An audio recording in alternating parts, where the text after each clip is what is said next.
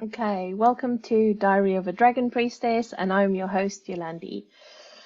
And today feels like it's going to be a really yummy episode. Um, it's like a real diary entry here for you today, where I'll be talking about my recent trip to Morocco and everything that unfolded, and just how that weaves into also what I'm working on at the moment, the new course with the dragons as well, which is crazy. So I've got a lot to tell you guys. And I actually even made some notes because I was like, so much stuff happened, and to try and weave it into a cohesive story that makes sense is actually quite interesting. So it's been really good, like playing what happened for me and actually going through it a few times, and that's really beautiful. So here I am today, happy to share this with you, and I hope that that you'll find something in here that resonates, because it's been a really transformative and very, very powerful trip for me. And even though this month was absolute mayhem, like I think I've been home for 5 days. Now I've landed, so I'm back from Lisbon, where I also spent time with my husband to celebrate our 20th anniversary. Beginning of the month, I met up with my brother and his family, with my son, and we also spent time in Slovenia. So it's been a little bit crazy. My little British passport is full of stamps right now, and quite happy to be traveling so much. But here I am.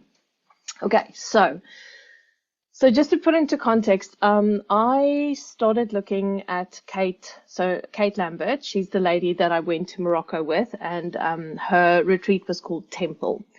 And I started looking at Kate's work, I think back in 2024 already. I can't even remember how I got onto her work, but Kate's work is really about like sexuality, liberation, about women really reconnecting with their bodies, with themselves, and empowerment through your body, which obviously for me has always been a thing, right? Like I absolutely love that.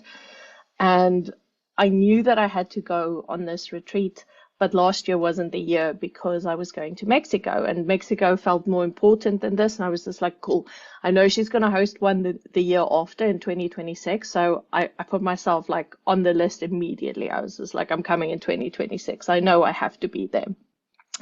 But I'd gone to Mexico, where I spent time with the Mayan elders and learned about like water weaving and all of that. And that was really important. That was a big part of the earthwork stuff that I do in terms of connecting with Gaia and working with her. And that all happened before the Dragon course last year. So it felt really, really important. And so I decided to go on this, and that's what happened now in the middle of April. And a few days before, I think it was about 2 evenings before I left, I did a ritual. So I did a really witchy ritual to meet the part of me where I haven't seen myself properly before, right? So I went on this journey, and I went into this cave in my journey and this visioning process. And what I found was Medusa. And I found this Medusa version of myself in the back of this cave, stood there, this woman with this wild hair, feral and wild, and also a bit like angry, right? And I found her in the back of this cave, and obviously my bouncy Yolandi self was like in there and going, how's it? And I'm like looking at this part of myself, and I'm like, whoa, she's like intense, like she's really fucking intense. And I asked her to come with me. I asked her to come out of the cave because I want to integrate her. I want to start working with her. And I thought, what better place than taking this newly found version of myself to Morocco to really explore her. And that actually became the intention for my long weekend there, for the 5 days we were there, where I was like, I want to meet my wild and feral self. I want to meet that free version of me, that's full of pleasure. And I mean, she was also really like she's really committed and devoted, and like she felt really strong in herself about what she wanted, and I wanted to meet that part of myself. So in this ritual, I obviously met her, and then I went. And so it was really interesting when I arrived there, because the place in Marrakesh where we were staying, called Menira Palms, if you ever go to Marrakesh, please go there. It's the most incredible spot.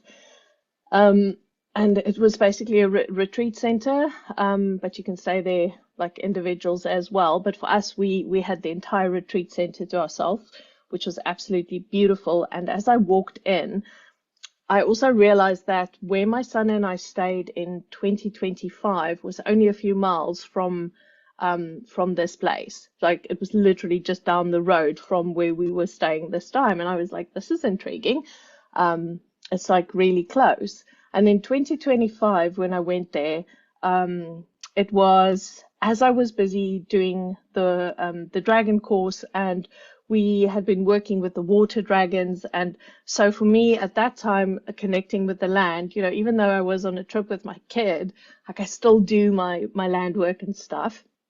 And I was just like, I need to find the water here. I need to see where the water is. And I was just like, I kept having to go deeper and deeper and deeper into the land. And eventually it felt like miles underneath the soil, I found the water, and I was just like, oh my God, there is water here, but it is so deep and so far removed from the top where I was stood, obviously.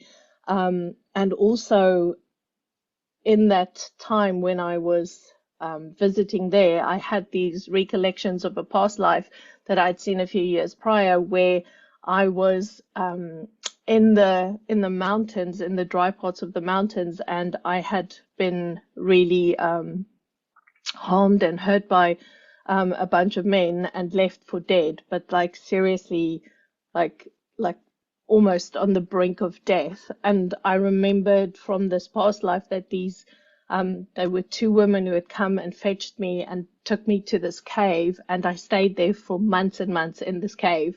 And they were healer women, and they had helped me, and they were like, I called them the snake women. And these snake women had looked after me and brought me back to life, basically. And in this cave, there were many like drawings on the walls, and it was like a really profound, it was like a resurrection process, basically, in that lifetime. And I didn't understand, like, why am I seeing this? What's it about? Like, it didn't make any sense to me.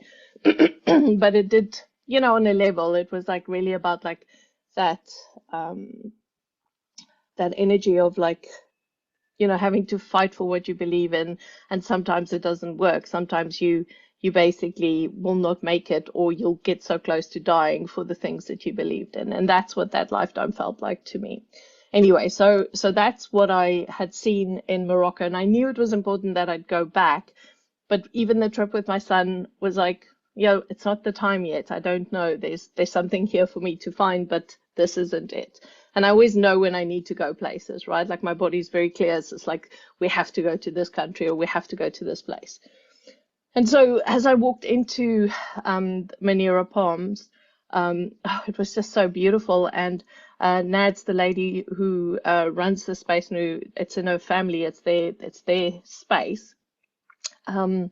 She is British, but she's also Moroccan. Her dad's Moroccan, her mom's British. So she's got a deep connection with the land. Went there, I think, about 8 years ago, she said.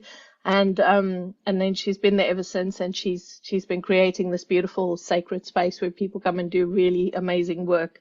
And so as I met her, it was so weird, as you know, when you just have that connection with someone and you're like, oh, like I know you, there's something here between us.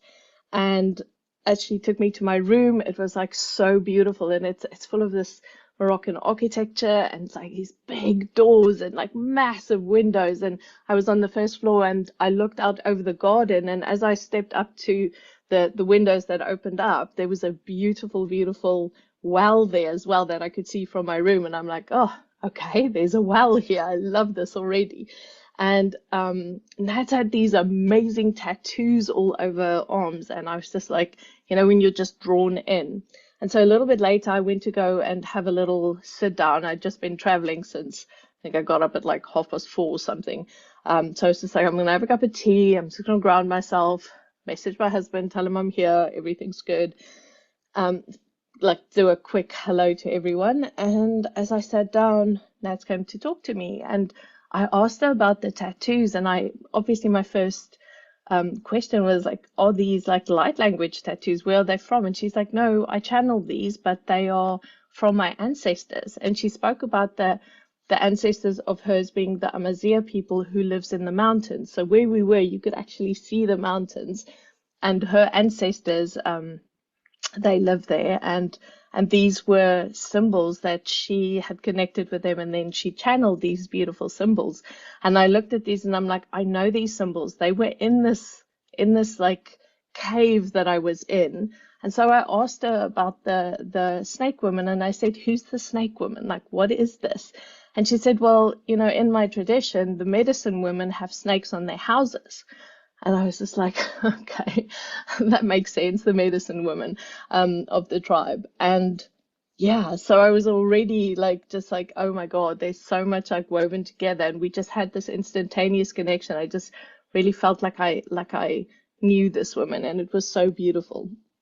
And then I also found out later on that they had an earthquake there a while back, and their well the other well had basically closed up, and they needed to drill a new well. And they got a dowser in, and this person had showed them where to drill. And they had found that they had a lake underneath the property, a big lake, but it was 3 football pitches deep. So if you can imagine the length of a football pitch, 3 of them underneath. And I was just like, what the fuck? Because I remembered how hard it was for me to reach the water, and it was so, so far. And I'm like, oh my goodness. And obviously the property that I had stayed on, being so close to where Nads is, I'm like, this must be the same lake. There's definitely a connection here. So it was really, really beautiful. And so that was just the first little bit, the start of all of it. And so we then started the retreat, and it was really incredible. And for me, it was so liberating to see so many beautiful women just there for themselves, right? There to really go into the depths of themselves and to work with themselves and to unravel more of who they are. And I was struck by this comfortableness that so many of them had in their bodies and who they were and all of that. And we did some amazing like rituals and ceremonies and things that was really beautiful. But I'm not going to go into too much of that. But what did happen was that on the first day we were there, we were doing a paint ceremony. So basically what it is one of the gorgeous women who was there as a facilitator as well, Jane Crane, and I think Your Wild Truth is her brand on Instagram, so look her up as well. And it was like, so Jane does this thing where she basically puts you all into a circle, and then part of it is that like you'll be painting your body. You will become like a beautiful piece of art, beautiful artwork. And it was really interesting because part of it is that you would do this naked. And for me, it was just like, being South African and having grown up in an environment where like body shame is fucking like, it's the thing, right? Like, everything is wrong. Like your body is sinful and blah, blah, blah, blah, blah. I mean, I could just rattle off about like church and society and family and all of that stuff, right? So, and for me, it was really like, oh my God, I've got to take my clothes off in front of all these people. And I mean, if you think about it, it's just a body. And I was like, okay, well, this is going to be interesting. And yet, as I sat there and everyone shared about their body stories and like just the shame and what people had said or how people had behaved or things that had been told to them or, and it was just so amazing. And I realized, oh my God, like shame is such a fucker because it will stop us from actually expressing ourselves. It will stop us from like really going into the depth of ourselves. And I was just like, fuck this, I'm done. I'm done with like all of this bullshit of like being in that space where you are constantly almost on high alert, like waiting for the judgment, right? Like that you wait. And in reality, yes, it is there, but also it's a choice to take it, right? And I was just like, I sat there and I very openly said that I'm done with this. I'm done. Like I have 1,000 stories. I have 1,000 stories of why this isn't good or that part of you isn't good or why this isn't right. And I was just like, no, I'm fucking done. I'm like, I'm leaving it all here. I'm giving it to Gaia. I am fucking done. And as I basically spoke those words, I could feel that energy just dropping into the earth, and it was so liberating. Took my kit off and just started playing, and we were like, paint fighting, and it was absolutely amazing. It was such a liberating experience.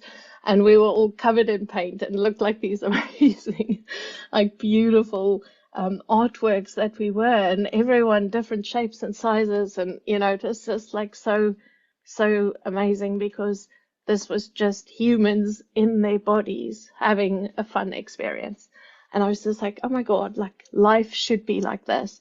And we really spoke about like the traditions of even the women of that country, right? Like of Morocco, and the hammam experiences, which I had in Turkey when I was there. And it was such a nourishing experience where the women literally look after each other and they will bathe each other and they will basically nurture each other. And I thought to myself, this is missing in our culture. This is so missing in this Western culture of ours. And it's absolutely crazy because in my experience, the way that the church had created this shameful experience of your body was just absolutely heartbreaking. And so that afternoon really like shifted something in me. There was this part of me that was just like, it's so beautiful to not be in this energy of shame in my body anymore. And it was just like, oh man, it just felt so good.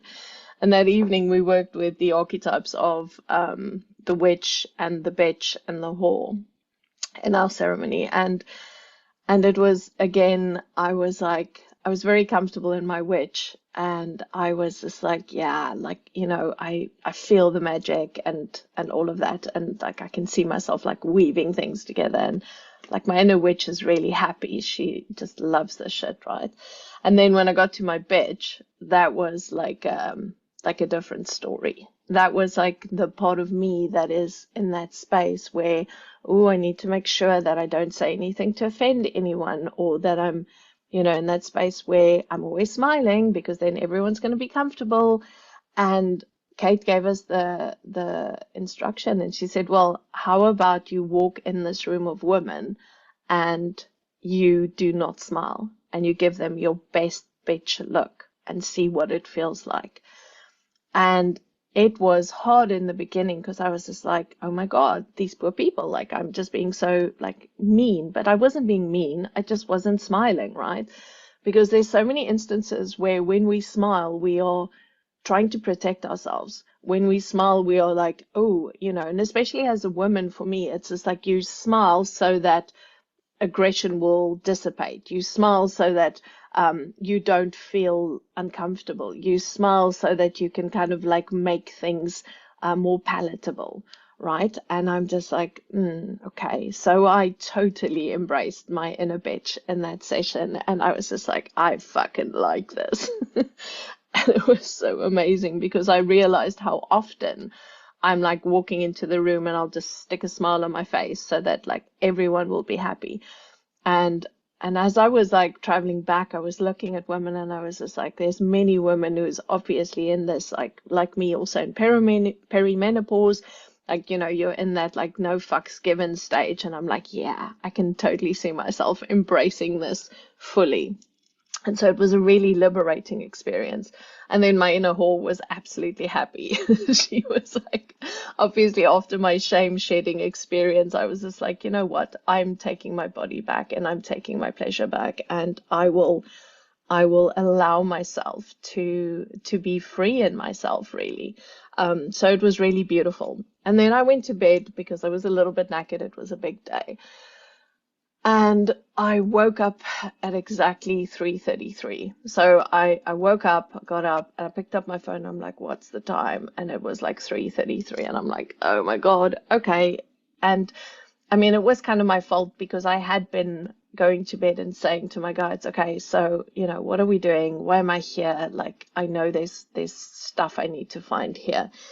And as I then woke up and I started journeying with my guides, they made it very clear to me that part of the process is that when we are dropping these these non-aligned, it's not even the right word, these parts of us that do not serve us, these parts of us that keeps us safe, these parts of us that have kept us bound and really in a space of not being ourselves. When we get rid of that, we open ourselves up to a whole new experience. We open ourselves up to meeting and remembering parts of our codes that we weren't able to fully access. And I was just like, okay, this makes so much sense to me. So now if you have been journeying with me, you might have been, you might have worked with me, you might have been like listening to podcasts, whatever, you would have heard me talk about the blueprints. And last year when I started the course with the dragons, they were very clear about like the blueprints and the codes that's coming online now, and the codes that wants to be reclaimed by us, okay, by our beautiful souls. And so I'm just going to explain, if you haven't heard this concept from me before, or like haven't experienced it before, or if you have, I'll just reiterate it again. Anyway, so basically what it is that every single soul comes in with a blueprint. Okay, so the best way that I can visually describe it is that imagine yourself having this beautiful map, okay, and every code is a little block on this map. Okay, so every single code, and there's multiple codes, right? There's all sorts of different codes that's woven into the land. There's cosmic codes. There's all sorts of stuff. There's codes woven into the water, into sacred sites, etc. And so all of Mother Gaia, she's like a big map, and you have a map. Okay, so your body has a map and Mother Gaia has a map. She's a big body. Think about her like that.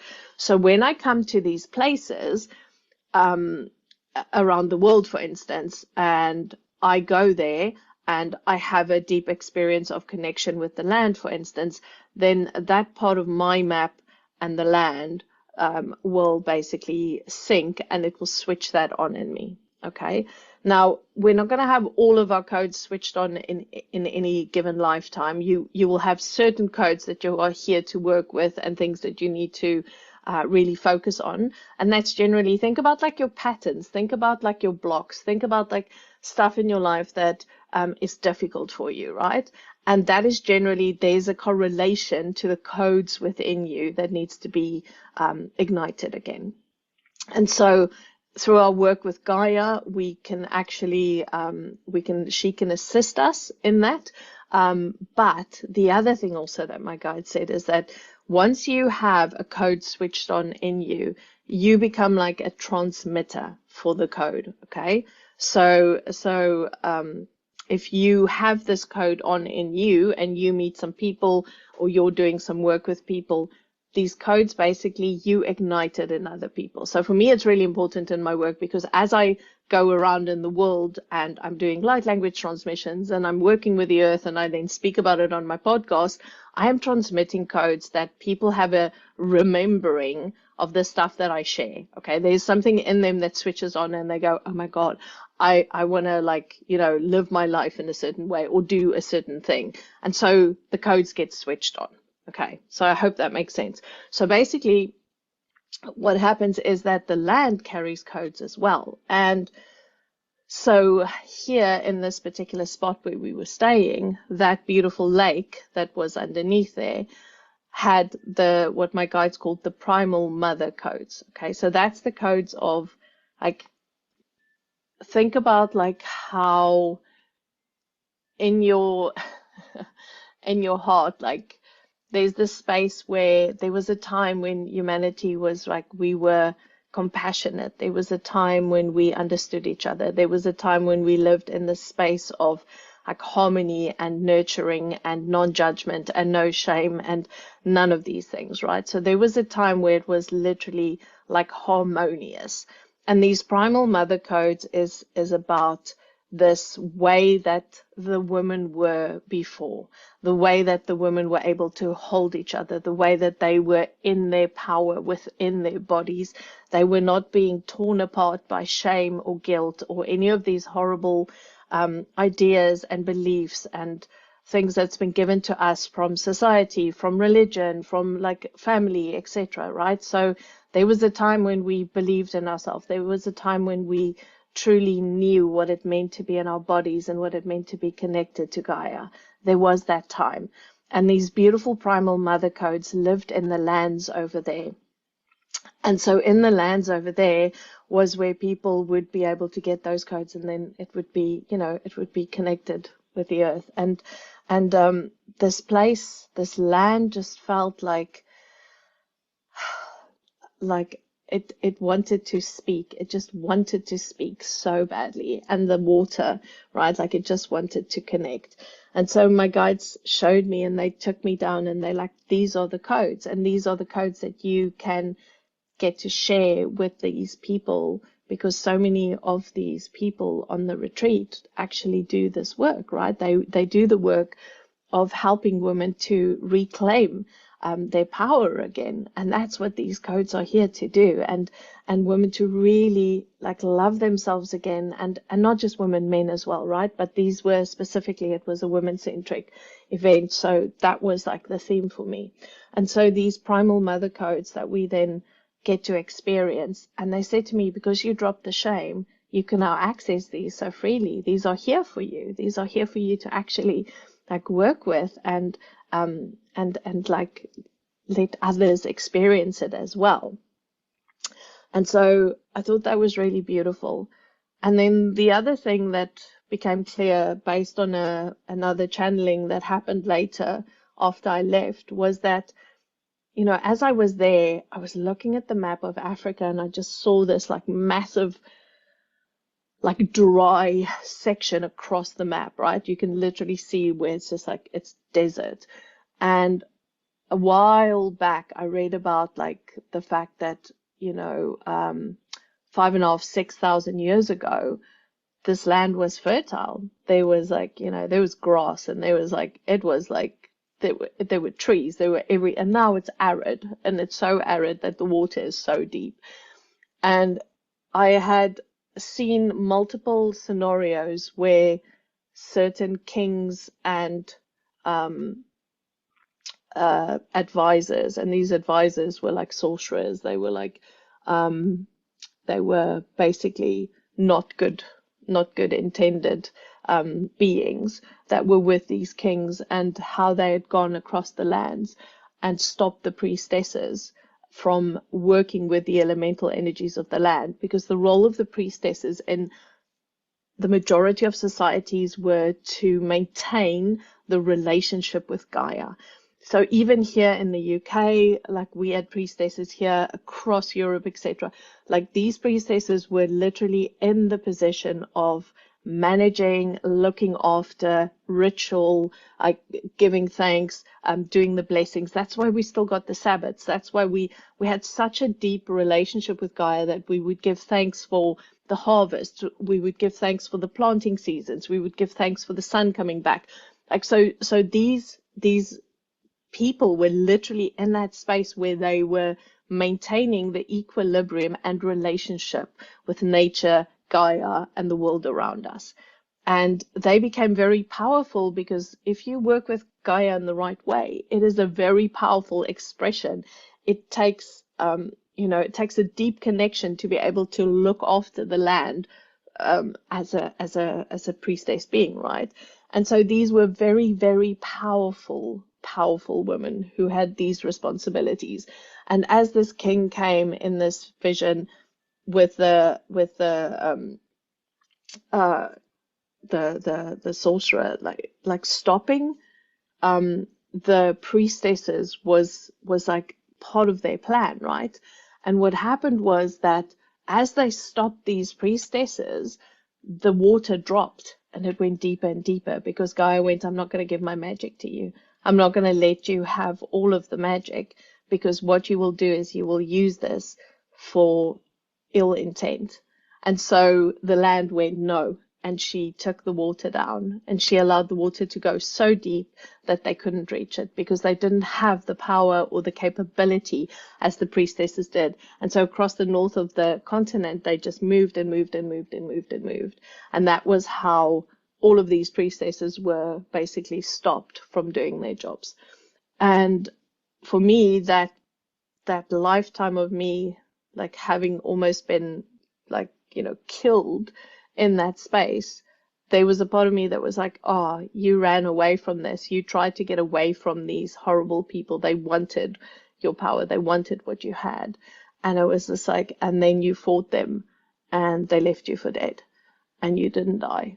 And so for me, it was a real, like a moment of remembering that so many of us doing the work, especially the earth work, we had gone through hell basically to try and protect Gaia from the forces of like cosmic forces, like other forces out there who were trying to take her power and to harvest things from her that was never theirs to take in the first place.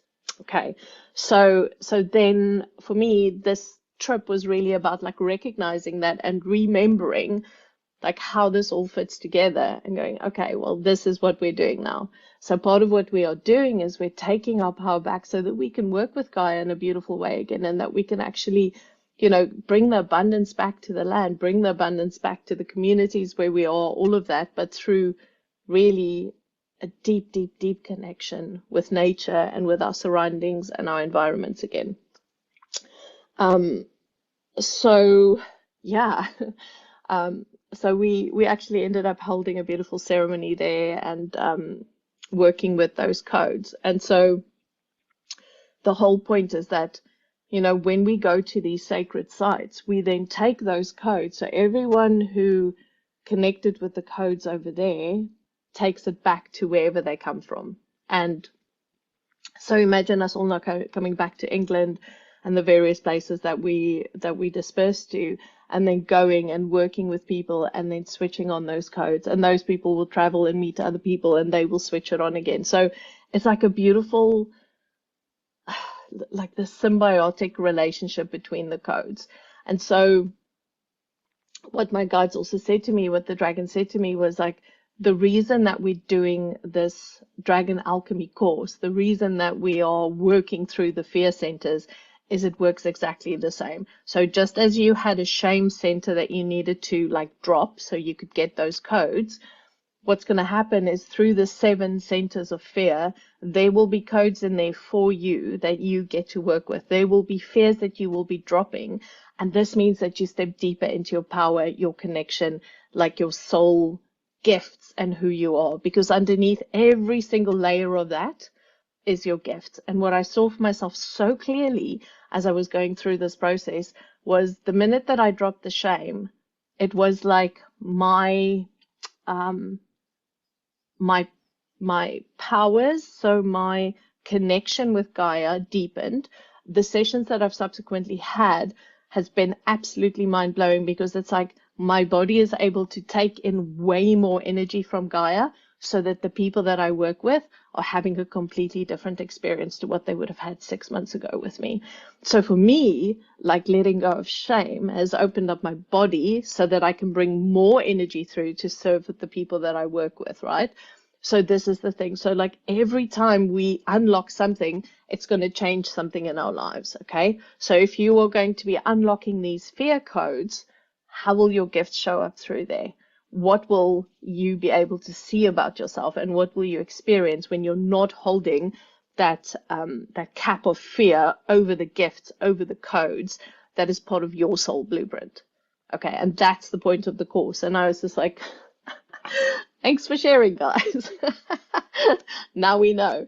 And it was just so beautiful to see how, like, these things is like how we are taking these things back. And I remember when I was running that beautiful tour that I did in 2024, when I took all the people around to the sacred sites here in England, and my guides had said to me, those codes of the divine feminine that is held in the heart of Gaia here, they need to go to different places. And I was so blown away because we had people from like Africa, Australia, America, Canada, like all over the world, Europe. And it was just like, oh my goodness, all of these people were going to take these codes back to their lands. And in the work that they do with other people and with the land, they are like distributing this weaving so that the earth actually ends up like this beautiful golden woven ball of all these codes that we are basically integrating and like having in our bodies and really experiencing and sharing with other people.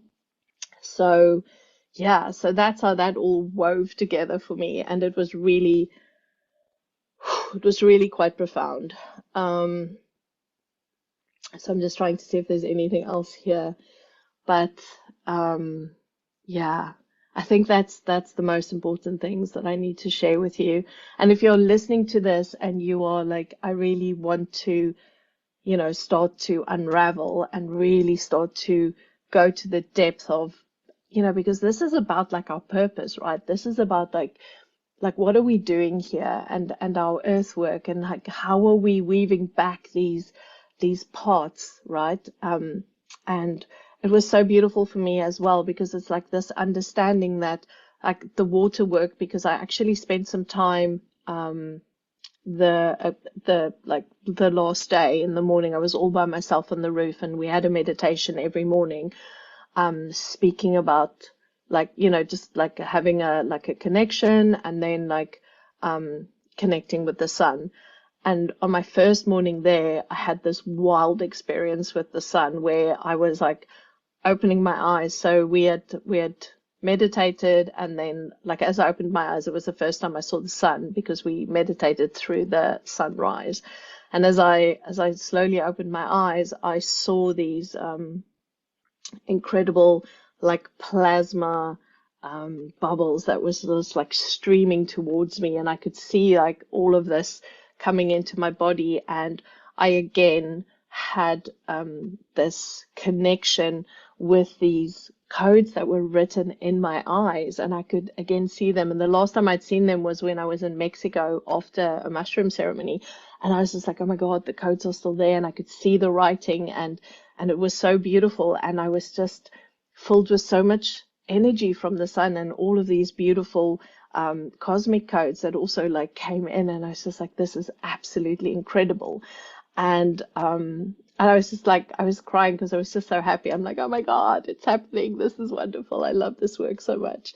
And then a couple of days later, on our second last day, I was there by myself, and I had again like just sat and opened my eyes to the sun, and again I had this massive like download like from the sun into my body. And many moons ago, I was told by this lovely psychic guy who's since passed away, but he said to me, your name was Solaris Musi, and you worked with the sun. And I was just like, yes, I can feel that. And so as I sat on the roof, I started connecting with the water, and I started weaving those energies back to the heart, back to Glastonbury, back to the heart chakra. And I could see how like pulling all of those energies and reconnecting them and binding them back together, this is what we do. So if you are a water weaver, if you are a grid worker, we're weaving the world back together, pieces of Gaia that needs to be strengthened. We're weaving that together, taking those beautiful primal mother codes back to the heart, right? So that that remembering is happening. It is so sacred, and this work is so beautiful, and it's just so important. So yeah, like, oh man, I can wax lyrical about like all this shit forever. So yeah, so these are the important things. And also, just like on that note, like we're going to be in Glastonbury in June for our final Project Earthwork Glastonbury workshop. And so, we will be working with the water there. We're going to be working with the land. We're going to be doing all these things. We have conversations about things like this, about the importance of what we are doing as grid workers, as people who are, like deeply connected to Gaia and really caring about her. So if you fancy joining us, there's a couple of spaces left, and we would absolutely love to have you there. And we'll be sending out more information about this soon as well. So just watch the space. But yeah, so thank you so much for listening. It was such a big experience for me, this, and I'm so grateful for the women who held us there, for Kate and Jane, and for Daisy who taught us how to twerk as well, which is freaking amazing. This beautiful sacred expression of like energy and stuff. And oh man, I just had the best time, and it was such an experience. So do go and follow them. I'll paste their details down at the bottom. It's just really powerful work when we start to reclaim our bodies and the power that we have within ourselves. So I'm wishing you a beautiful day. If you want to join us, we are starting on the 5th of May. 2026. I don't know in what year you might hear this, but 5th of May, Dragon Alchemy course is starting. I would absolutely love to have you there and to journey with us and the dragons. And yeah, it would just be amazing. So have a beautiful day, and yeah, please share this with anyone that you think might need to hear this as well. Sending you lots of love, and I'll be back very soon. Thank you, thank you, thank you.